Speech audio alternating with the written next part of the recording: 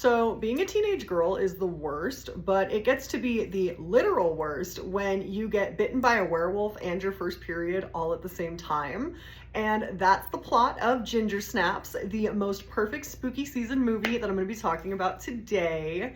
So Ginger Snaps is a 2000 Canadian horror movie that follows sisters Bridget and Ginger, two girls who are obsessed with death, who get way more than their fair share of it when Ginger is bitten by a werewolf and Bridget has to attempt to save her sister from the full transformation.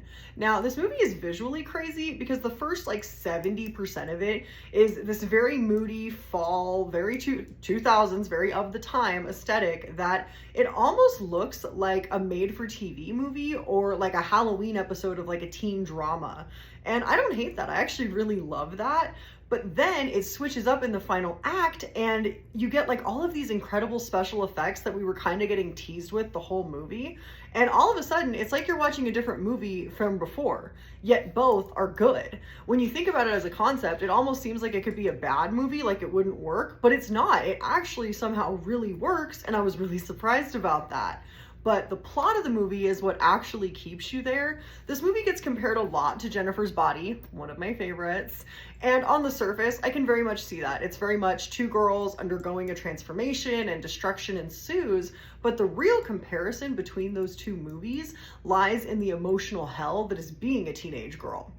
And Ginger Snaps is a movie that I personally feel can very much get put in the menstrual horror genre, where we see the suffering that comes to Ginger as she becomes this monster, but also a woman too. And I really loved this movie for that. I feel like the world has a tendency to kind of look at women as these scary, terrifying creatures when they get their period, and Ginger feels that.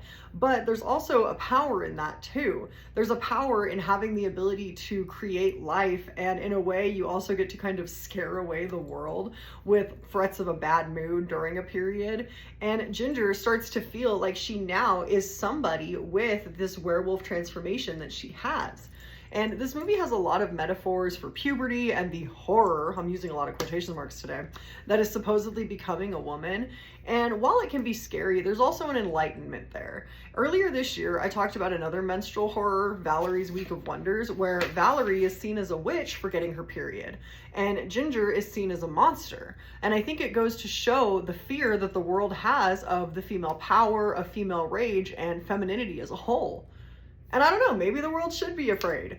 I think my favorite part in this whole movie is where Ginger is talking about how she thought that she wanted sex, but she really ended up wanting to tear everything apart to pieces and destroy everything. And I really connected with that.